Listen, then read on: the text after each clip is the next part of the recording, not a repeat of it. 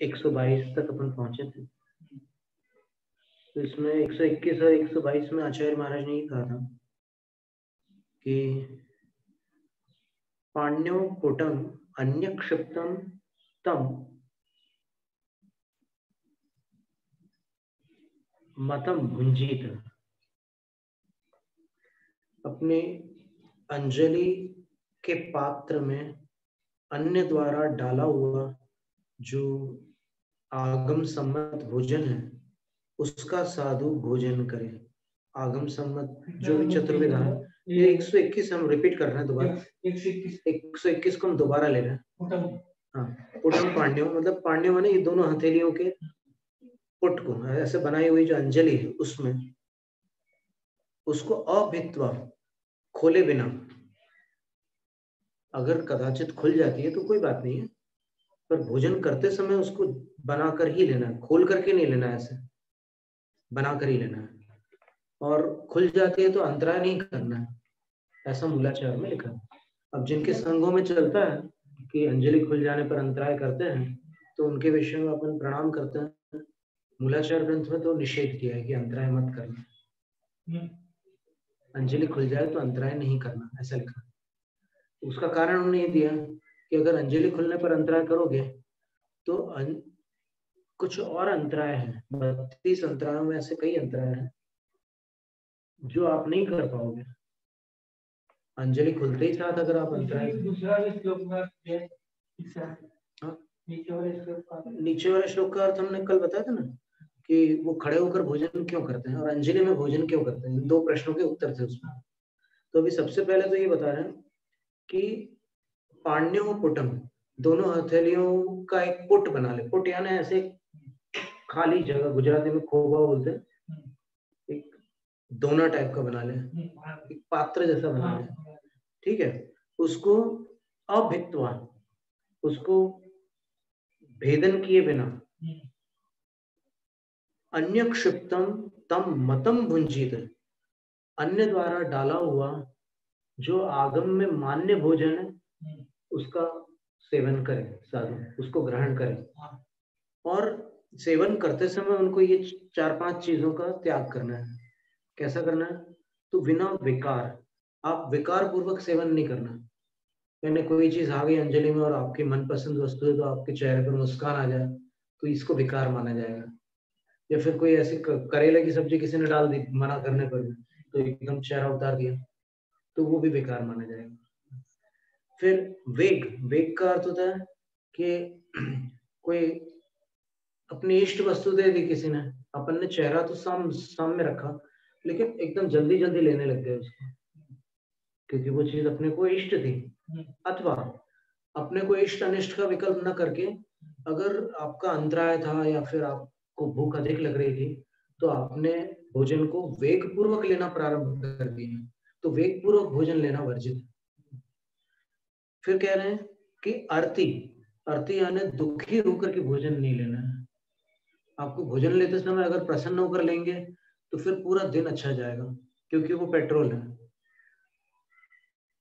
तो अगर अच्छा फिल्टर वाला पेट्रोल होगा तो अच्छा काम करेगी गाड़ी अच्छा काम करेगी।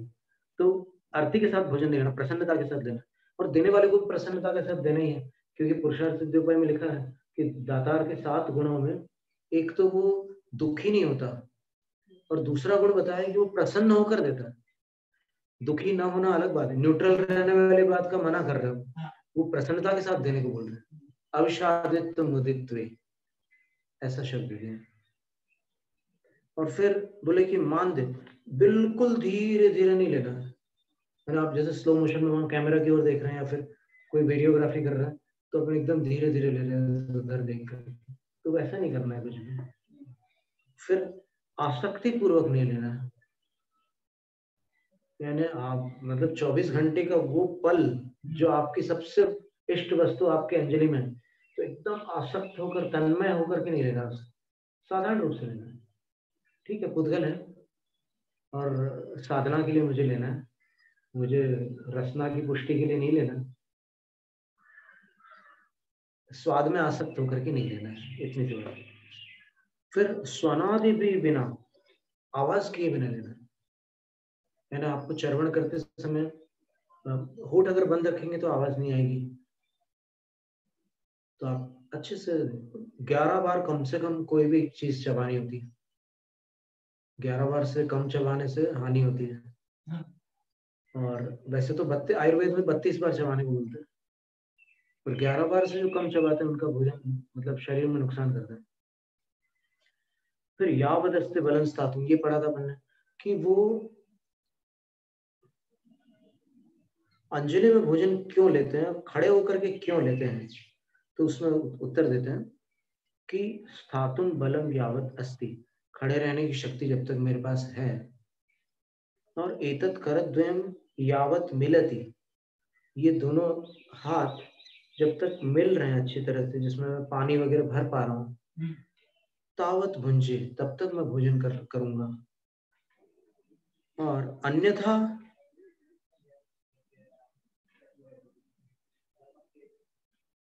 त्यजामी, अगर ये शक्ति मेरे अंदर चली नहीं रही तो फिर मैं भोजन करता, मैं समझ जाऊंगा कि मेरे सल्लेखना का समय आ गया, तो मैं त्याग कर दूंगा भोजन का। तो इति संधा यथेर्यत, सभी साधुओं की दीक्षा के समय ये संकल्प होते हैं, ये प्रतिज्ञा होती है।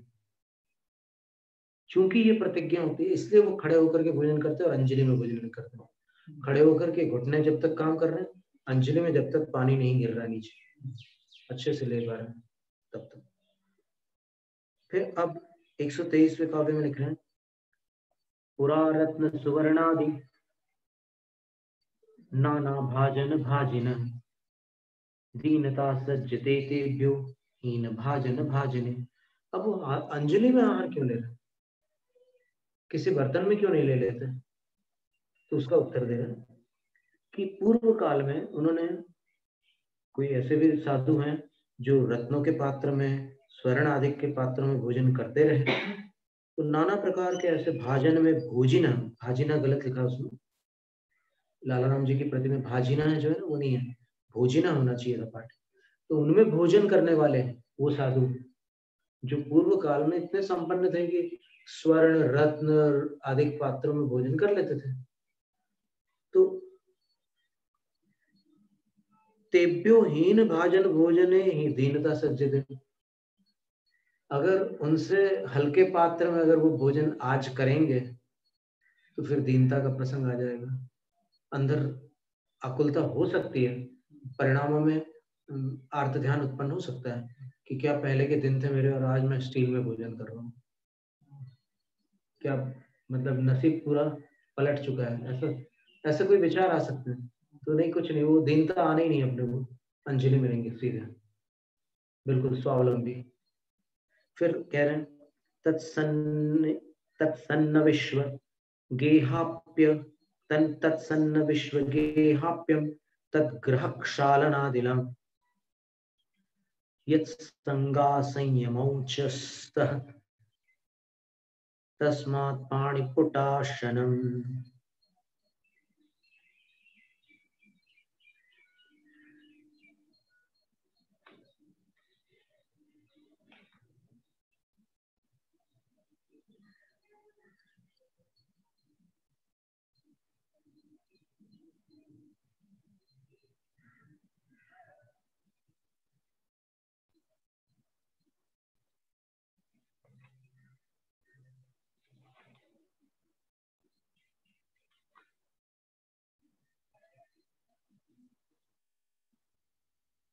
तत्सत न विश्व गेहाप्यम, और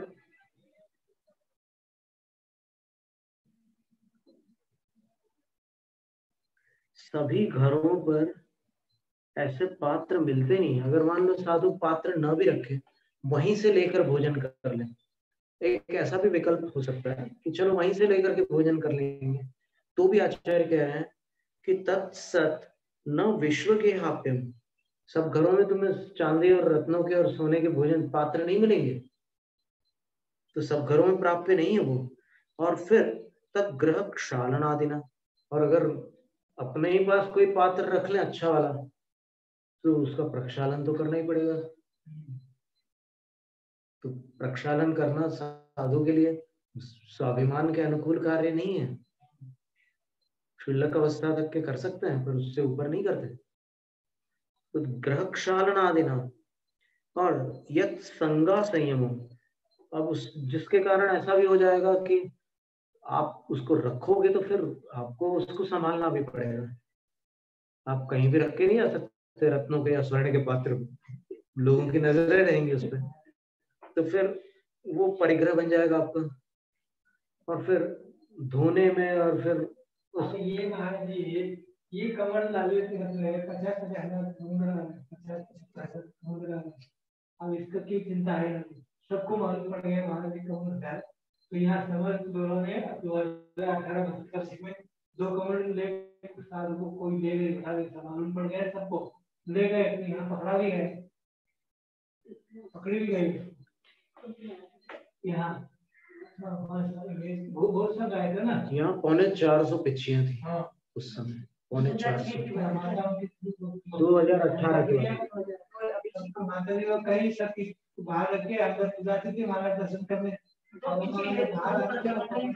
नहीं, 2 कमंडल नहीं थे, कमंडल था तो वो उठा के ले गए कोई, तो फिर विकल्प हुआ कि हम 2 रख लें, एक चला जाए तो फिर क्या करेंगे, ये स्थिति, तो ये चिंता हो जाती है। कमंडल के साथ जब ये स्थिति होती है तो आचार्य कह रहे हैं कि वो पात्र अगर रखेंगे तो फिर कितना झंझट हो जाएगी, ये बात है। तो परिग्रह भी होगा, असंयम भी होगा। क्यों असंयम इसलिए होगा क्योंकि वो असंयमियों के अंदर जो राग है वो वैसा वाला राग आने लग जाएगा ऐसी वस्तुओं के प्रति। तस्मात् पाणिपुटाशनम, इसलिए साधु पाणिपुट में आसन करते हैं, भोजन करते हैं। क्या सुंदर समाधान है। फिर वृत्तियों का वर्णन कर रहे हैं। 5 प्रकार की वृत्ति होती है आहारचर्या के समय साधुओं की। गोचरी वृत्ति, भ्रामरी वृत्ति, गर्तपूर्ण वृत्ति और अक्षम रक्षण वृत्ति भी होती है। उदराग्नि प्रशमन वृत्ति भी होती है। तो आचार्य कहते हैं कांता तारुण्य लावण्य लीलालोकन जल्पन स्मरे स्मेरास्याब्ज पदन्यास विलासाद्य निरीक्षण गौ यथे यथाति तृणव्रातं क्षिप्तं भुञ्जीत यत्नतः तथा नाद्य मनास्वाद्य गोचरज्ञो यथोचितम्। गोचरी वृत्ति इसलिए बोलते हैं, इस गाय जो होती है वो जब चारा चरती है तो वह उसकी जो मालकिन है वो कांता, वो उसके तारुण्य को, मतलब उसकी जवानी को, उसके लावण्य यानी उसके जो शाइनिंग होती है, इसको हिंदी में क्या बोलते हैं, लावण्य का अर्थ ग्लो, ग्लो जो बोलते हैं ना, जो त्वचा में चमक रहती है उसको लावण्य कहते हैं। लावण्य का अर्थ कांति, शाइन होता है इंग्लिश में, कांति, उसकी कांति को नहीं देखेगी, लावण्य यानी कांति। फिर लीला यानी उसकी जो स्टाइल्स हैं वो नहीं देखेगी। फिर उसकी जो आंखें हैं उसको नहीं देखेगी गाय। जलपन, उसकी जो बोलचाल है उसको, उस पर ध्यान नहीं देगी। फिर स्मेरास्य, उसके स्माइल वाले जो मुखड़ा है, हास्याब्ज मतलब मुस्कान से युक्त उसका जो मुख कमल है उसको वो गाय नहीं देखती। पदन्यास, पैर रखने के जो तरीके हैं उसके जो विलास है, मतलब अलग अलग प्रकार की जो श्रृंगारपूर्ण चेष्टाएं होती है आदि को अनिरीक्षण वो गाय नहीं देखती। गाय बस इतना देख लेती कि मेरी मालकिन है और बढ़िया मेरे लिए भोजन लेकर के आई, खत्म कर।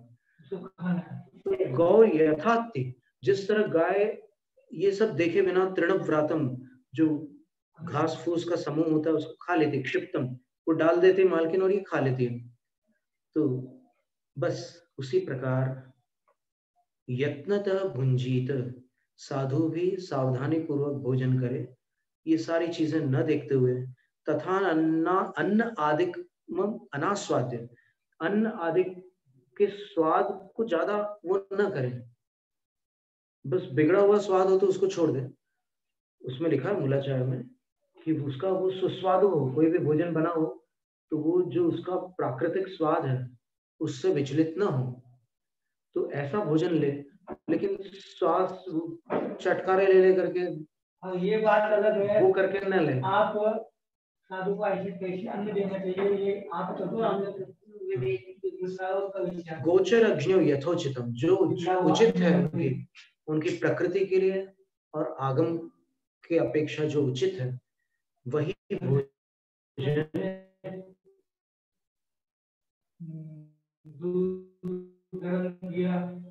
कल कभी लग जाता है, की बात आ गई, तो क्या दबा के वैसे देते जाओगे? महाराज जी क्या है, बोलते हैं कि ऊपर का थोड़ा सा ले लीजिए महाराज जी, नीचे वो लग गया ऊपर से लग गया। बात आती है ऐसे, तो पूरी मेहनत जाती है, वो हो जाता है। तो गोचर अग्नि है ना,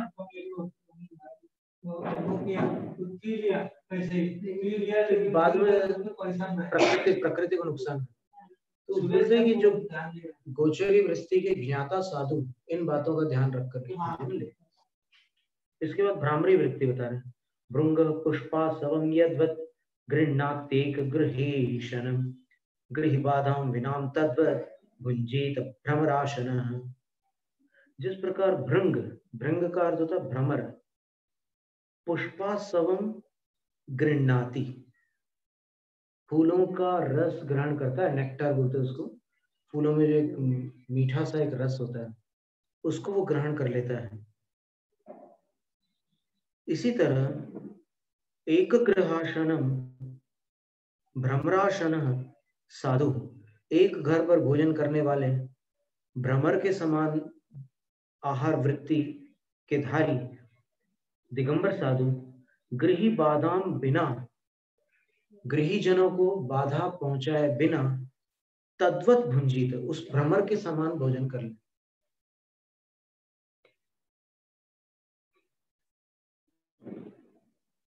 आचार्य धर्मसागर महाराज जी जिस पात्र में भोजन बनता था वो देखते थे, वो थाली नहीं देखते थे, जिस पात्र में भोजन बनता था वो देखते थे और फिर जितना लेना होता था लेते थे।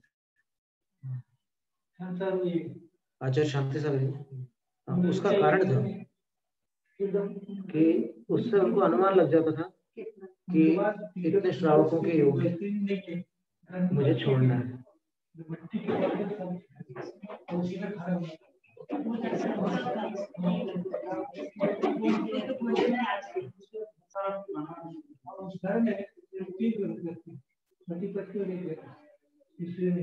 उसके लिए अपने लिए बनाया था। उस टाइम के वैसे सरल लोग रहते हैं, आजकल ऐसा हो जाता है। वो भी नहीं सही ऐसे ही हो जाएगा छप्पर का मिट्टी का भी कर हमारे नियम मिट्टी कर और जा करके पड़गा नहीं। और बड़े बड़े लोग फेमस लोग लगाए वो मारते फिर उन्होंने सब खाओ उनको बहुत बुरा भला बुरा कहेंगे, कसर क्यों रुपया लगाया। महाराज जी वही पहुंच गए और पढ़ गए और बाकी लोग थाली भर के ले जा रहे, विश्वास आने नहीं दिया। उस घर में जो उनको बना था 3-4 रोटी थी, कुछ दलिया था इसका 4 जवार का और मट्ठा बेटा था, इतने उसमें से महाराज जी देखा जितना लेना था उतना लिया हार करके आ फिर जल्दी आ गए। तो मुझे लोग मुझे महाराज जी क्या खिलाता नहीं, जल्दी आ गए महाराज जी, भूखे रह गए महाराज जी। फिर जा गए, फिर यहाँ ध्यान करने लगे। एक कहाँ रहता है कोल्लूर, गोगा कोल्लूर है ना, उपाय उपाय जहाँ सांप चाहिए ध्यान में लग ऐसे ध्यान में लग महाराज जो 1 बजे कमरा खोलने वाले 3 बज गया खोले कि महाराज जी पता नहीं क्या होगा क्या नहीं, गेट बंद था। तो फिर महाराज जी ने 3 बजे लोग आए, समझ के ध्यान छोड़ा, महाराज जी आनंद देखा। तो बोले महाराज जी क्या हुआ पता नहीं, 3 बज गए। मैं क्या कहूँ, बोले आज यहाँ हार हुआ है, इतना बढ़िया ऐसा हार हुआ है, ऐसा मेरा हार पे ध्यान रख गया, इतना बात हुआ वो हार बनाया था एकदम भक्ति भाव पूर्वक।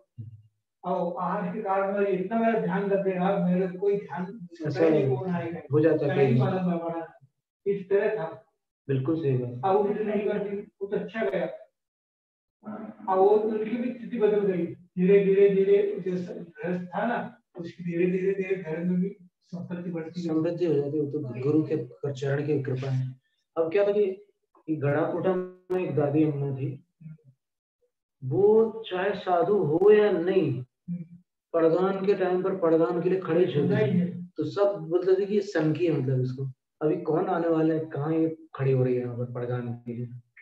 और एक दिन अचानक कोई साधु आ गया तो सब लोग आश्चर्यचकित रह गए, बोले कि अगर ये नहीं खड़े होते तो आज साधु मेरा हार जाता। बहुत अच्छी संलेखना हुई इनकी। गुप्ती सागर महाराज जी की माता श्री थी, बहुत ही भक्त थी। ऐसे अभय सागर महाराज जी की माता जी भी ऐसी थी। नहीं चल चल हो गई संलेखना, संलेखना माँ थी उनके घर पर गृहस्थ थे। माता जी तो बाद में बनी होगी संलेखना के समय। कौन से संघ में? नहीं गुप्ती नंदी नहीं, गुप्ती सागर महाराज, उपाध्याय गुप्ती सागर महाराज। तो ये भ्रामरी वृत्ति हुई। इसके बाद गर्त पूर्ण वृत्ति का स्वरूप है। यथा लब्धे भक्तेन कुर्यादुदर पूर्णम यद्वद मृदादिना लोकैः क्रियते श्वभ्र पूर्णम। जिस प्रकार गृहस्थ लोग कौन सा साधु का आहार मैं ऐसे बता चुका हूँ, ऐसे बता चुका हूँ। आजकल तो ऐसा हो गया कि खाली आइटम के पीछे रहता है। कर सकते हैं, करने कोई बढ़िया बात नहीं। क्यों? आहार के टाइम गेला तक भाव भावना करते रहो, फिर आगे साधु तो आहार नहीं आए तो उस टाइम पे काल के टाइम निकल गया, बाद में भोजन करो। और उस एक थाल में होते रहे तो वो शिक्षावृत्ति करेंगे ना है, और सभी का है कि वो शिक्षावृत्ति जिनने लिया दूसरी प्रतिमा वो करेंगे, ये विधि वो करेंगे शिक्षावृत्ति लोग। नहीं साधन श्राव करना चाहो तो साधन श्राव अभ्यास रूप में कर सकते हैं अगर उनको आगे बढ़ना हो तो। ये तो सबकी तबीयत तो अनुकूल नहीं रहती है। अभी ऐसा नहीं, पहले गुफा बनाते वाले जी, छोटी छोटी गेट वाले गुफा बनती थी, कभी देखे नहीं कल पुरानी सागर जी को इस गुफा में जाते हैं आप कब कमाई क्यों नहीं बनाते, तो सभी ऐसे ही बना रहे तो छोटे कोई बना रहे हैं। कारण क्यों कि वो तो भारत के वाले किसी काम के नहीं है, इसलिए वो नहीं बनाते। इसमें क्या है कि महाराज है तो ठीक है, नहीं है तो कोई गाँव को फेर सकता है, किस हिसाब से अपनी खर्च बनाने लगे। तो पूरी के लोग क्या है कि केवल साधु के लगा पाटा भी, ये पाटे भी पहले के अलग ही बनते थे, उसमें साधु में कोई साधु बैठ नहीं पाता था, सब जगह की ताकत बढ़ा दिया। साधु आए तो साधु काम आया, नहीं साधु काम आया। जिस एक पाटे पर बैठे साधु उसके साथ पति नहीं बैठना। हाँ नहीं बैठ सकते, श्रावक नहीं बैठ सकते उस पार्टी में, कभी भी नहीं बैठ सकते। गुरु के आसन पर नहीं बैठ सकते, गुरु के आसन पर नहीं बैठ। आप कह रहे हैं साधु चटाई पर सोते उसमें साधु को, क्योंकि वो साधु उसमें साधु बैठता है, उसमें साधु को नहीं बैठना चाहिए, क्यों बैठना चाहिए? धर्म से कुछ होता है, इसमें नहीं आएगा, समझ आएगा। कौन सोच रहा है? कैसे कैसे ये सोच हो ही नहीं है। नहीं हम समझे नहीं, ये बनाया है ना, पाका बनाया है, इसमें अगर हम बैठे और सारों बैठ गया, सारों की यूज करने लगा तो उसमें ब्रह्मचारी के दोष आएगा ना, दोबारा हम बैठ गए, ये लोग बैठ गए, बाद में बैठ गए, ब्रह्मचारी दोष आता है। अगर ये लोग उस समय विकार भाव के साथ बैठे हैं तो आएगा, ऐसा द्रव्य संग्रह में लिखा है कि अगर वो निर्विकार भाव से बैठे हैं तो नहीं आएगा दोष। ऐसा हाँ सही बात है, उनके मन का क्या कह सकते हैं, लेकिन हमारे आसन में क्यों नहीं बैठते? इसी कारण से, यही कारण। हाँ वो संक्रमण न हो उस अपेक्षा से तो बैठते हैं, ठीक है, उसमें कोई नहीं बैठते संक्रमण की अपेक्षा।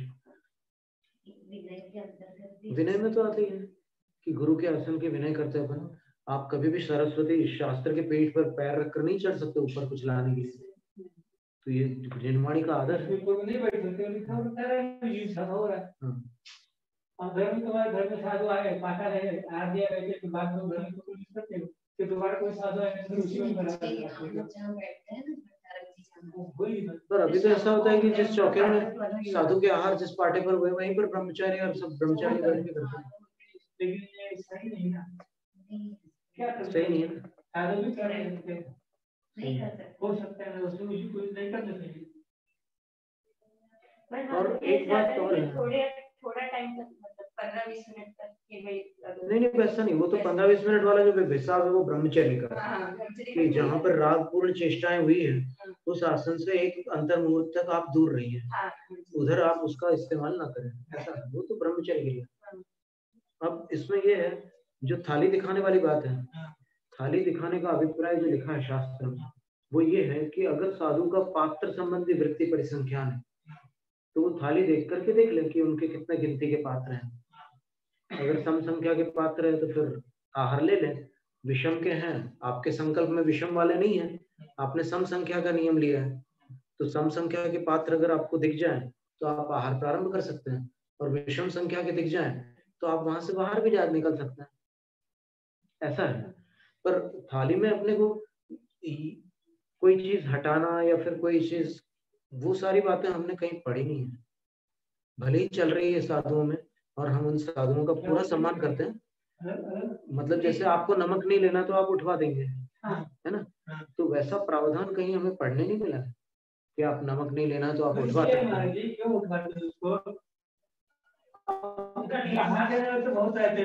कुछ उसमें आता है उसमें तो डालना चाहते हैं, डालना तो बार-बार हरे को मना करता है हाथ में लेने के लिए, नहीं तो हटाओ तो कम से कम पता ही लगेगा कि क्या गया।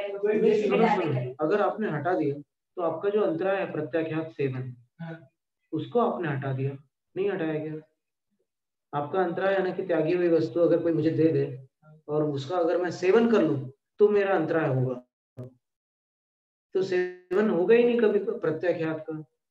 जब आपने हटा ही दिया उसको तो कोई आपको वो चीज देगा ही नहीं जो आपकी त्यागी हुई वस्तु है, तो आपका प्रत्याघात सेवन नाम का अंतराय तो हमेशा के लिए समाप्त हो गया, आप फिर 31 अंतराय वाले हो गए। ऐसा नहीं हुआ क्या? ये प्रश्न हमारे अंदर उठ रहा है, हम विनम्र भाव से पूछ रहे हैं। लेकिन मैं इतने लोग आते हैं देने वो जो भी देखिए, वो लोगों के आने का जो प्रावधान है उसकी एक सीमा है, 7 घर से ही अन्न और सीधी पंक्ति में 7 घर का ही अन्न ले सकते हैं साधु, बहुत अत्यधिक भीड़ वाला तो प्रश्न ही नहीं उठता। और अपनी सामग्री की आप शुद्धि बोल सकते हो, आप किसी और के सामान की कैसे शुद्धि बोलोगे? मन शुद्धि, वचन शुद्धि, काया शुद्धि कैसे बोल सकते हो? उसमें क्या है कि अब क्षेत्रों पे कोई ऐसे बाहर से कोई लेकर आता नहीं है सब, नहीं, या फिर आप सवेरे से रहो उनके साथ, कोई गाँव जहाँ आहार देना आपको, आप उसमें सम्मिलित रहो ना।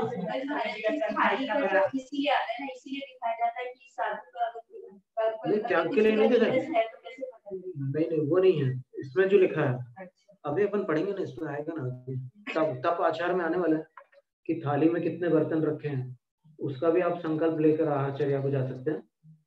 और अगर वो बस वही वृत्ति परिसंख्यान है, परिसंख्यान है उसकी गिनती, तो वो 5 वृत्तियों से उठ रहे हैं और संख्या का निर्धारण करके उठ रहे हैं, वो सारे बहुत सारे होते हैं। अब वो क्या है कि वहाँ से कुछ भक्त है, गुरु महाराज को परम भक्त है, अब वो हो रहे तो टिफिन भर के ले जा रहे हैं, सामान भर के साधु बने तो हम क्या करें? वो लेंगे नहीं ना बाकी चीजें, वो ऐसे बंद कर देंगे। और वो सामने वाला अगर कहेगा कि महाराज जी नमक वगैरह कुछ नहीं डाला, शिक्षा व्रत इसीलिए, यही सब शिक्षा लेने के लिए शिक्षा व्रत है। इतना आसान थोड़ी है मुनियों के आहार।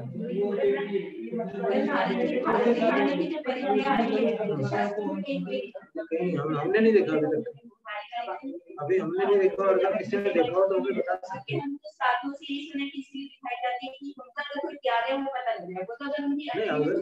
उसमें हमारा प्रश्न ये उठ रहा है जो हमने आचार्य से विनम्र भाव से पूछा कि अगर श्रावक को पता चल गया कि आपने क्या त्याग किया है तो फिर वो आपको कभी अंतराय नहीं करना चाहिए। वो तो एक असावधानी या लापरवाही में कभी कदाचित होता है। बहुत परेशानी हम नहीं देखते थाली कभी, हम देखते नहीं थाली, हमें समझ में आ जाएगा तो हम देखेंगे, और अगर हम जिस दिन पात्र का हम नियम लेंगे उस दिन देखेंगे थाली, बाकी कोई चीज उठवाने के लिए हम नहीं देखते। पहले देखते थे जब सबका अनुकरण करते थे तब देखते थे। हमको पसंद आ गया और ये तो है जरूर कि अपन कोई ना कोई चीज तो त्याग करते ही हैं। आहार में वहां जितनी चीजें रखी है तो एक नजर तो चली जाती है, फिर देख करके कोई अंदर से एक संकल्प तो रख ही लेते हैं कि इसमें से सारी चीजें तो लेंगे नहीं। तो वो भी एक वृत्ति परिसंख्यान का ही रूप है। फिर कह रहे हैं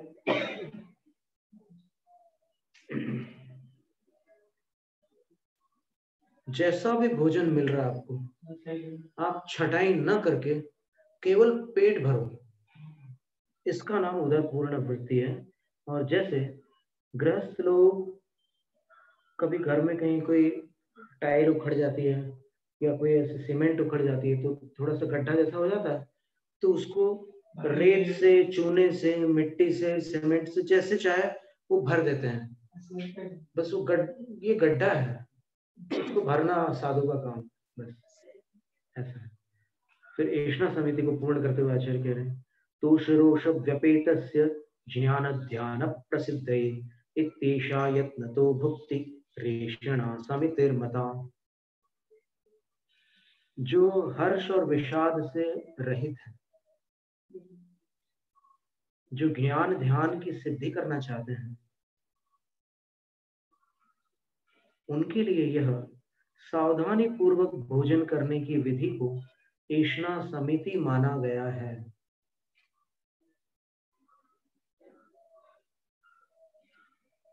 इसमें 46 दोषों का वर्णन इस अधिकार में नहीं आया ना। सावधानी पूर्वक में ले लिया होगा, वो तो सब मूलाचार ग्रंथ में तो दिए हैं पूरे 46 दोष।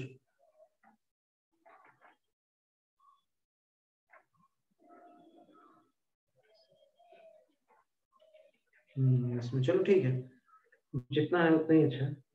46 दोषों का वर्णन मूलाचार ग्रंथ में विस्तार से। जैनम जयतु शासन अथा प्राणिक स्वाध्याय निष्ठा प्रक्रियाएं पूर्वाचारण प्रवृत्ति सकल कर्म क्षयार्थ भाव पूजा वंदना सब समेतम शुद्ध भक्ति का